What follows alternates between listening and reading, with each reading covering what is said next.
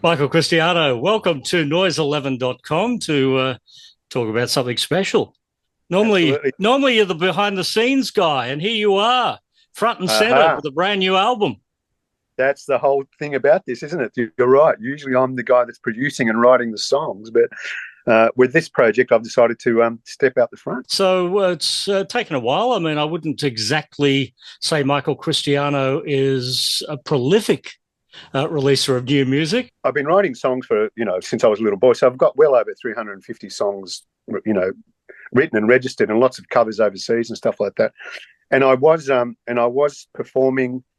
I've been doing solo shows and being out front of bands really for most of my life. But this is kind of the first major release that I've decided to put out just with my name on it. Yeah. Most other stuff I've done, I had 3 albums out with Donna Fisk when I was working with her in the country music market, of course. But this is the first thing I've actually done, which is all mine. Yeah. I've rarely seen anyone cross across genres as much as you have. This album is a great look at the styles and the influences that I've had on my career.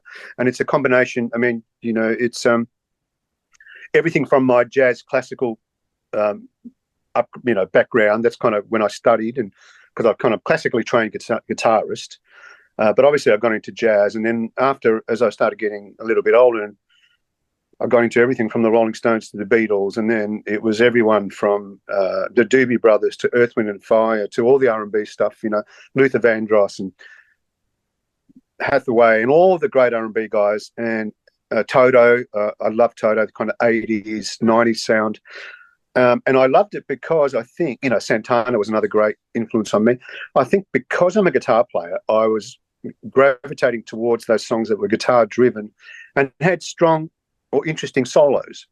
I know it sounds a bit old-fashioned now, but I love that style of song where you'd have a wonderful vocal, a great melody, and then there'd be a little instrumental break of something. And quite often they were guitar solos, So this album has quite a lot because I've recorded and I've played every single instrument on this, so it's very guitar-y anyway. And quite a few of the songs have their guitar solo or they're built upon a guitar riff. And so they're the styles that I've tried to bring through on this one.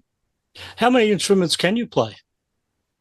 I can play most. The only things I'm not very good at is anything that requires me to do that, right? Which I'm not good at soaring across a violin or a cello, or I'm not really good at blowing into a trumpet or a sax. So, but most other instruments I can play, all guitars, all sorts of guitars. And by that, I mean 12 strings, 6 strings, high strungs, anything with strings on it, like a mandolin or a banjo. Obviously, I'm all over all that, slide guitar, all that kind of thing. Drums, I can play drums quite well because I've been playing that since I was a kid.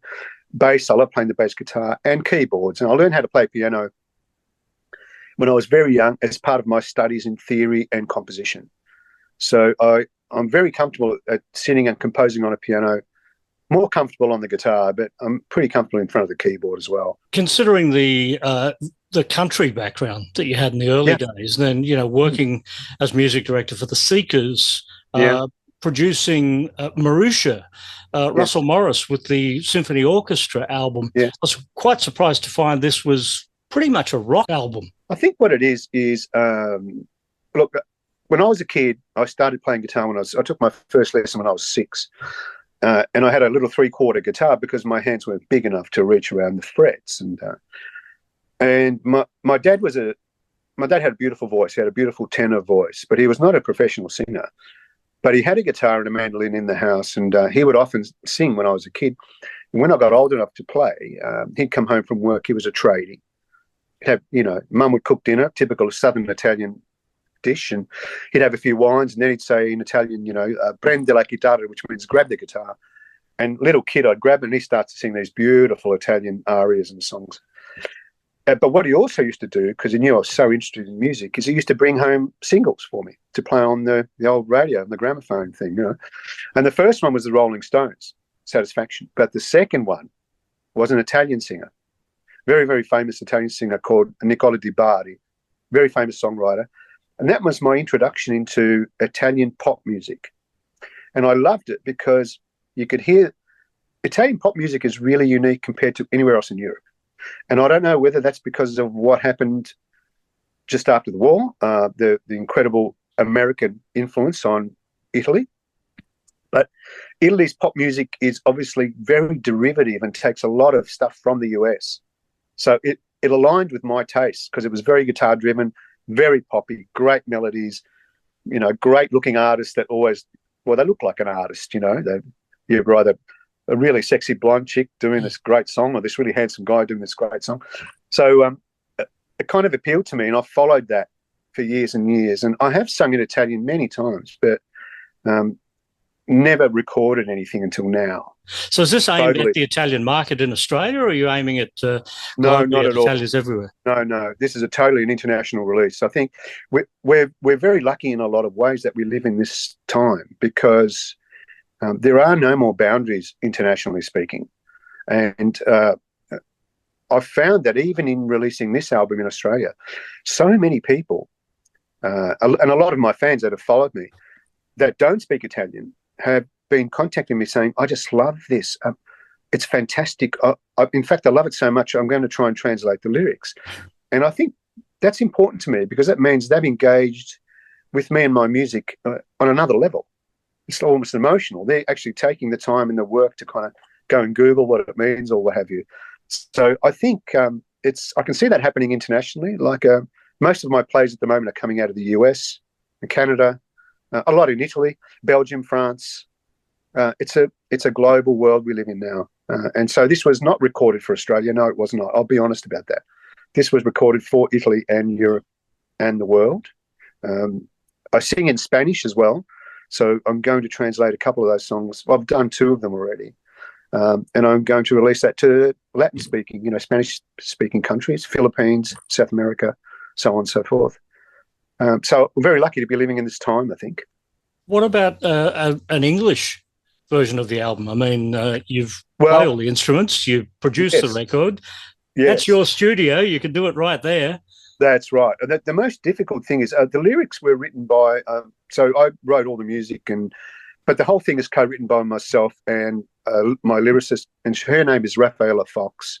She's an incredible lyricist. She writes in English too, but her Italian lyrics are particularly beautiful and romantic. And I've thought about, many people have asked me to do that. It's difficult to translate the Italian into English so that it works, but I will look at that. I definitely will look at that. But I've got an English album in the works anyway of all this, half a dozen or 12 of the songs that I've written over the years that need to be recorded. So this just opens up the door for so much creative output. You're no stranger to performing live. Will you be out there performing live with this record? Absolutely. That's the plan. 2025 is the plan. I've already had quite a few inquiries about performing. Most of them are coming from overseas. Some are coming from Australia, especially the big Italian festival has contacted me about opening the show, and these sort of things will obviously start to come through. But my real aim is to try and get a foothold in the European market, maybe get onto the summer circuit in Italy. There's an incredible summer circuit that goes on throughout all the towns throughout Italy, which is fantastic. And even if I'm on there as a support or an opening act, I mean, I'm quite happy to get on that, anything to kind of just promote the album and me. Have you got a favourite time that you're on stage where you had to go, wow, look who I'm up here with? One of the most exciting things for me was 2 things. Performing at the Royal Albert Hall with the Seekers. That was an incredible experience. And also performing at the MCG for the grand final in 1998. Wow. I wrote with my friend Donna Fisk, we wrote the Channel 7 AFL theme for 98, 99, and we got on the grand final in 98, which was fantastic. 2024, you've got the new album out, and you also turned the big 6-0 earlier in the year. I wish you hadn't said that. Yes, that's right. But I did. I guess you can find it anywhere anyway. I did. So this is kind of a present to myself, really. It's been happening for a little while leading up to this, but I thought this was the right time to release it. And I'm very lucky to have people like Ambition behind it, their label. So that's fantastic. And my manager, Eleanor Di Fiore, who's looking after all my business stuff, and she's amazing. So very thankful to have a great team behind me. And you. Thank you, mate. My pleasure. My pleasure. And I'm more than half a decade down the road of being past the big 6-0. So, wow. Okay. Just suck it up. I know. You're complaining to the wrong person. Hey, how lucky are we that we can still keep doing it? I think it's fantastic. Oh, beats getting a real job, doesn't it? Absolutely. I'm with you on that one. Yeah. All right, Michael, good to have you here at Noise 11. It's always a pleasure, Paul. Thank you.